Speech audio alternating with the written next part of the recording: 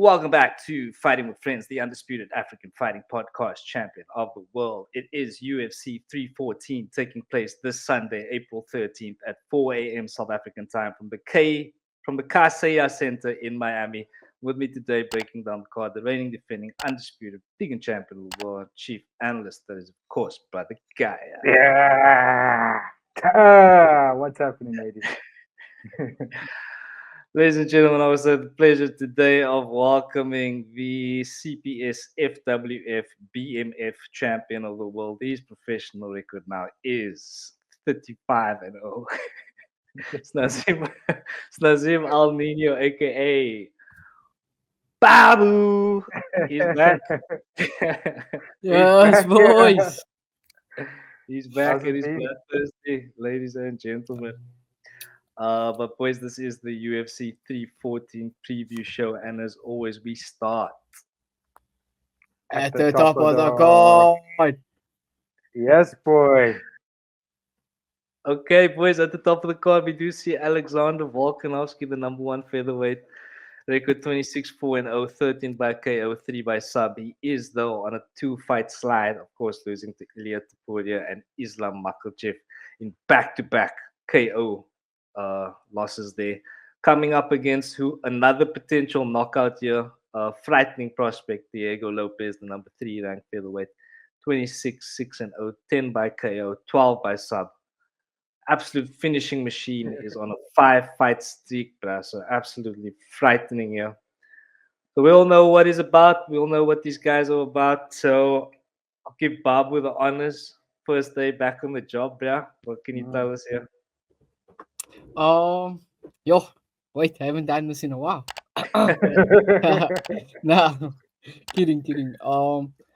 This fight really intrigues me because seeing, I remember watching Diego Lopes, Ivlov, they match up, and I thought Diego Lopes was literally outskilled in that fight because Ivlov had so many different tools to deal with Diego Lopez's stand up, and then seeing Diego Lopes just get better and better as the fights came on.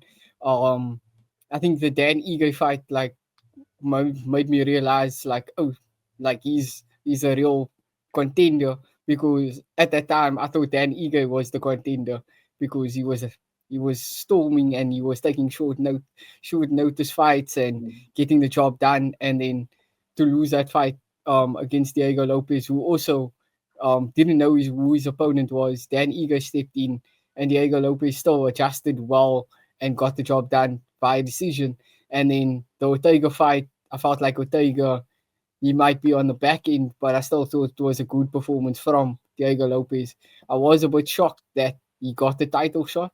I just felt like he wasn't there, and I think like if Topuria was still the champion here, I think like Lopes might have been like 1 or 2 fights short of a title shot, but because of the recent moves, um, like he gets the title shot, I have no problem with him fighting for the title. On the other hand, Volkanovski, I would love to say Volkanovski has the skills to beat Diego Lopes. It's just, can he implement those skills? Because like the last 2 times out, we're seeing him get slumped over. That head kick from Makachev was like a real like eye opener to like, shit, like you shouldn't be getting head kick like that. And like you should have entered more cautiously. You should have seen something like that coming. And then yeah, he was slumped over, and then Topuria, just the heartbreaker that he is. So yeah, I would like to see how Makachev or how Volkanovski looks here. But if it's a loss, then yo, take the gloves off for you. Take the gloves off. Yeah, quite possibly. But yeah, I think in the day, he's probably going to want to have his last fight in Australia. So he'll probably still, regardless of what happens, yeah, I imagine he'll still have one more left in him. PG, from your side? Yeah, look, I think this is a great fight to make for the UFC, particularly because it's a vacant title and who are the best guys to go in there. I personally would have gone Alex Volkanovski versus Movsar Evloev, just because he's undefeated and he beat pretty much most of the top guys and he's in the top 5 ranking. I would have gone with Evloev instead. And to go add on to what Baba was saying there, I think if Ilya was still in this division, we would have had Volkanovski, Ilya, and then we would have had Lopez versus Evloev too for the number one contender spot. Because that's how much Diego Lopez has gained in the UFC since he's come. Sorry, can you guys hear me? I just because I can't hear Yeah. myself. Okay, cool. Yeah. Since he's been in the UFC, he's gone on a 5-fight winning streak after losing to Evloev, right? And that's the only loss in the UFC career, and he's gained a lot of fans since then because he's been coaching the top athletes. He's been on the Ultimate Fighter as a coach, so he's kind of done enough body of work to get this title shot. So I do think it's a worthy opponent for Volkanovski. Do I think that Lopez is going to beat Volkanovski? I'm not so sure. My questions on Diego is what. Did we just lose this man now? Oh shit! I saw you not moving, so I thought it was me, but Oh, now is he back? Sorry, we lost you there. Yeah, I can see I've got a Wi-Fi signal here going on. Now, what I was asking you guys was when Diego Lopez fought Brian Ortega, was that a 5-rounder or a 3-rounder? I think it was a 3. rounds. That was Yeah. 3-rounder. So that's what makes me panic for Diego Lopez in this fight is when it goes to round 4 and 5. What does he look like there? Because we know that Volkanovski, when it gets to round 4 and 5, he goes up a notch. That's where he starts to take it a little bit heavier, a little bit hardcore. He starts putting on the pace a little bit more intensely, and that's usually why he used to win all the championship fights. I mean, I don't really want to go on about the loss to Makhachev and Ilya because of the time when Volkanovski took those losses. It was a very strange time for him, but he still took the losses nonetheless, and it did kind of expose where Volkanovski is at. I do think will his chin hold up? Because we know that Diego Lopez hits freaking hard. We know that he's got that blistering pace when he pushes forward in rounds 1 and 2. Diego Lopez is aggressive in that first 2 rounds, especially with the boxing, and that's just to say weapons, which is actually jiu-jitsu. When he takes you down and he taps you out, that's where Diego Lopez actually shines the most.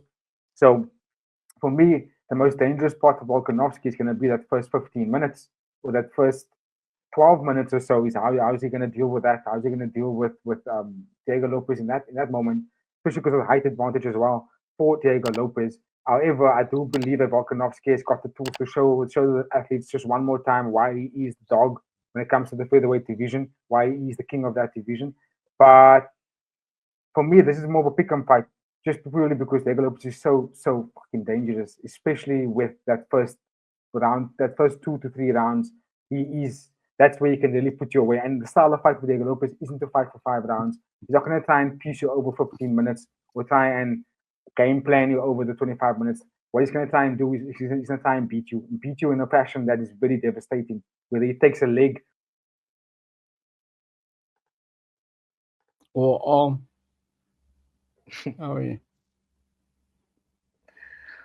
Damn. Okay. But anyway, yeah. So I think BG saying that Diego Lopez very dangerous, and I tend to agree. The kind of narrative here, another narrative in this fight is basically Volkanovski's age, of course. Like you said, Bob, he definitely does have the skills to do the job. We've seen him do it against very dangerous opponents in the past. But it's just a matter now about age. And Diego is, of course, like super dangerous. He always lands offense from like all of his fights. He always lands on his opponent. So, like BG said, is Volkanovski's chin gonna hold up? We don't know for sure. But yeah, ladies and gentlemen, if you have any thoughts, let us know about that in the comments. Baba, do you have any final thoughts on this one? Like to just close off like on this fight, I think like Volkanovski age is playing that time. I think we see it besides the Dagestani fighters. Like most of the people, you have your time where you seem unbeatable. Nobody can beat you, and I think like that order is just gone from him. So I'm expecting a dogfight, and like BG was saying, Diego Lopez. Let's see how he looks after that third, and maybe then like he can win us over as a champion, or Volkanovski just shows us like why he's one of the pound for pound best ever in that division. Yeah, for sure. It's a very interesting fight, and definitely looking forward to this one. So yeah, but again, ladies and gentlemen, any thoughts? Drop us a comment, and we will definitely get back to you.